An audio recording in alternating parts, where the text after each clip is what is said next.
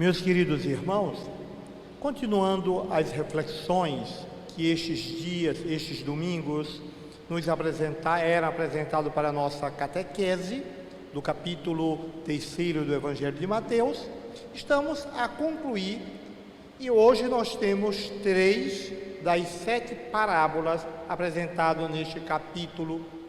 E as parábolas hoje nos têm também um tom apocalíptico. Temos no primeiro momento do anúncio do valor do reino, mas também um tom apocalíptico. Mateus está, neste capítulo, insistindo em apresentar o reino de Deus. Nós tivemos das várias parábolas que já vimos destes domingos, do joio e o trigo, tivemos do fermento na farinha, o exemplo do grão de mostarda, tivemos essas 3 hoje. Então, sintetizando esta catequese do reino de Deus, partimos do princípio que o reino de Deus existiu antes de mim,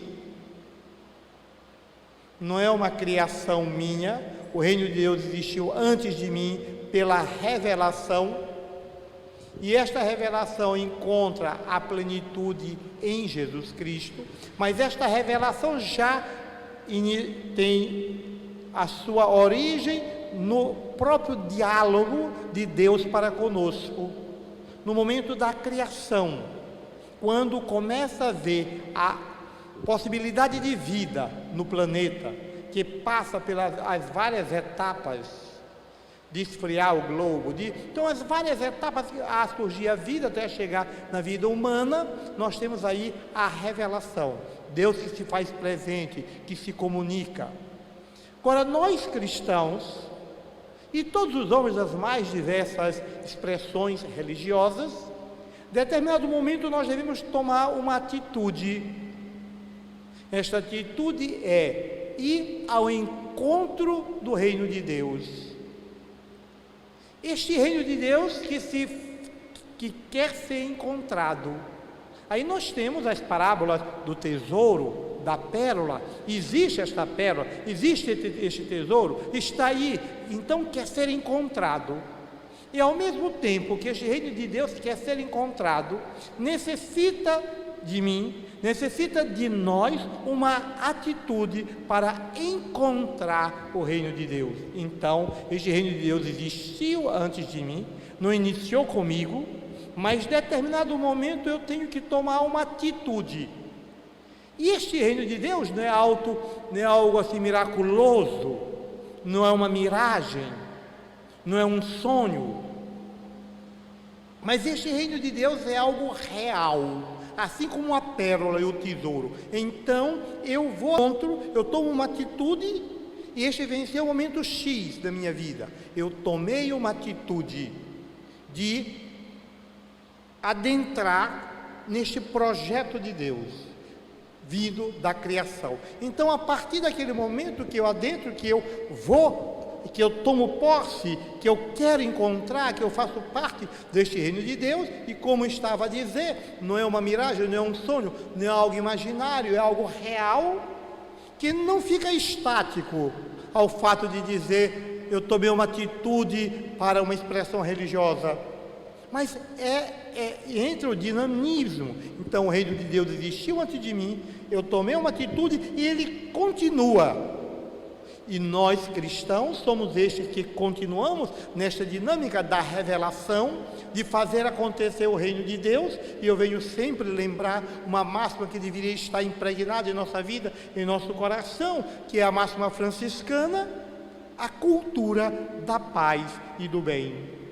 São Francisco que vai nos dizer que nós possamos edificar, levar a paz, o amor, o perdão. Então o reino de Deus continua a partir do momento que eu tomo uma atitude e eu estou no reino de Deus para fazer que ele aconteça. E nós vivemos em uma sociedade, nós estamos tempo e espaço, e este reino acontece todas as vezes que os valores são edificados na minha vida pessoal e comunitária. Isto é algo que deve estar marcado, é algo que deve estar de fato imbuído no nosso pensar, para que nós não tenhamos uma ideia alienante do reino de Deus, aonde eu estou fechado dentro de mim, de alguns conceitos, de algumas práticas, sem ver a realidade que eu vivo, onde eu estudo, onde eu trabalho, a minha família, as pessoas que estão em contato comigo, buscando algo que eu vou transportar para após o fim da vida física. Então, ou eu me fecho em um determinado, me isolo, criando um mundo fictício, como se fosse uma bolha de sabão, até às vezes mentiroso, para mim, e esperar algo que virá como um prêmio de consolação. Muito pelo contrário, o reino de Deus, ele é uma continuidade na vida espiritual, no contemplar o Senhor na glória, daquilo que nós edificamos. Daí a grande responsabilidade nas nossas relações, que deverão se tornar relações que edificam, que constroem. Na leitura primeira, nós escutamos esta oração, assim, este sonho do rei Salomão. E todos nós conhecemos a história de Salomão, este homem considerado o homem mais sábio, de grande sabedoria.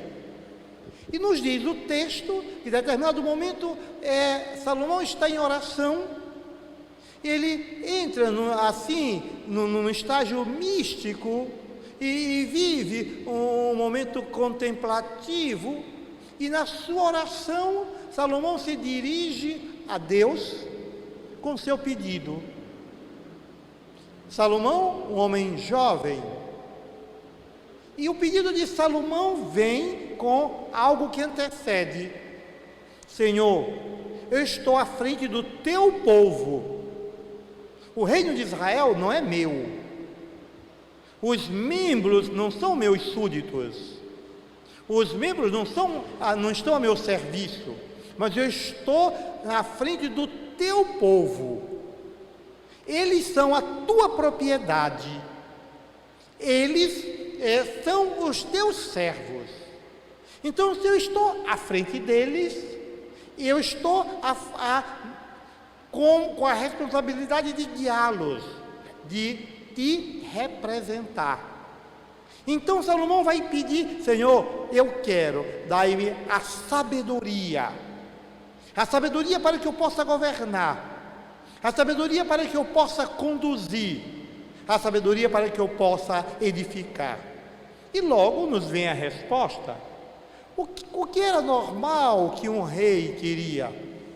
O rei queria ser temido, porque se eu sou temido e sou cruel, ninguém vai se insurgir contra mim, nem os adversários e nem aqueles dos meus concidadãos, porque sabem que eu sou impiedoso, sabem que eu passarei a fio da espada os meus adversários. Então o rei está a pedir o fim dos seus adversários, para que não haja uma revolta contra ele e ele perca o trono, o poder. Ele quer aumentar, dilatar o seu território, vencer outros povos, anexar ao seu território. Ele quer fazer pilhagem às riquezas dos outros, saquear os povos que são vencidos. E isso dá a ele o poder, dá a ele, assim dizer, o respeito, dá a ele o temor. Ele é impiedoso, ele é cruel, ele vai contra quem se insurge contra ele. Mas Salomão diz: Senhor, dai-me a sabedoria para que eu possa conduzir o teu povo.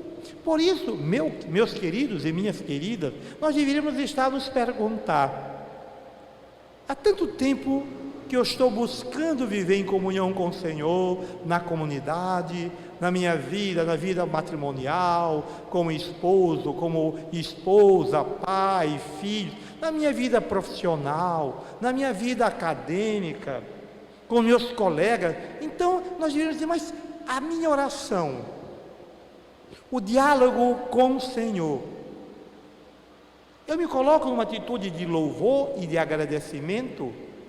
E o que eu peço? Eu posso estar a pedir que eu ganhe na Mega Sena da virada, ou na Mega Sena acumulada. Eu posso pedir tantas coisas, mas será que eu peço a sabedoria? Será que nós pedimos a sabedoria? Senhor, dai-me a sabedoria para que eu seja um bom esposo. Dai-me a sabedoria para que eu seja uma boa esposa. Dai-me a sabedoria para que eu saiba edificar a minha casa, os meus filhos, os meus pais, os meus irmãos, meu local de trabalho. Senhor, dai-me a sabedoria para que eu possa exercer um bom pastoreio, para que eu possa exercer um ministério sacerdotal edificante, para que nos meus grupos, nos meus ministérios, nós possamos de fato fazer a Tua presença acontecer entre nós.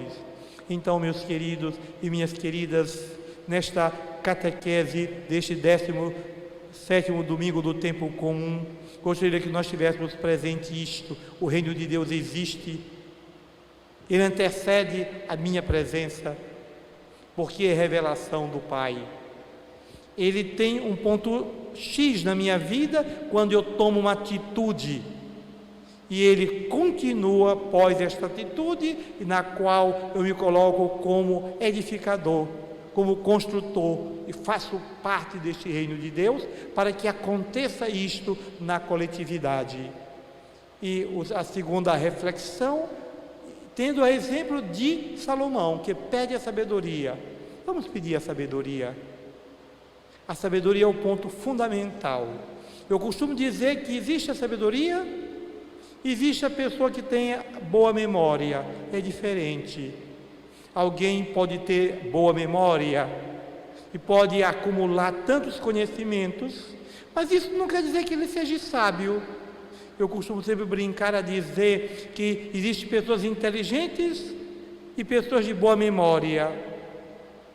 Eu que sempre digo, eu sou inteligente, outros têm boa memória. Eu costumo dizer isso no sentido de que alguém pode ter um vasto conhecimento, mas pode lhe faltar a sabedoria para aplicar o conhecimento. E às vezes nós podemos ter um número reduzido de informações, talvez pela nossa vida simples, por tantos fatores, e podemos ter a sabedoria que edifica. E Salomão está a pedir a sabedoria, que na nossa oração nós possamos assim nos curvar diante do Senhor. Nos curvar, este prostrar, é algo que está além de uma inclinação física. A inclinação física tem o seu sentido, quer dizer algo, mas pode se tornar apenas um formalismo. E quando se torna um formalismo, é algo vazio, eu faço por fazer. Mas a inclinação que tem o seu sentido, a inclinação física, tem toda uma mística por isto, mas esta inclinação física só de fato é algo saudável, assim dizer, quando esta inclinação está além do físico, ou seja, está em reconhecer o Senhor. Então a verdadeira inclinação está em reconhecer o Senhor. Então que nós possamos nos inclinar, ou seja, reconhecer o Senhor e dizer: dai-me a sabedoria. Eu não quero a morte dos meus inimigos, eu não quero distanciamento, mas eu quero a sabedoria para a conversão e propor a conversão aos irmãos. Que Deus de infinita bondade e misericórdia venha nos cumular sempre de graça, de bênção, e que nós possamos tomar uma atitude em nossas vidas. Amém?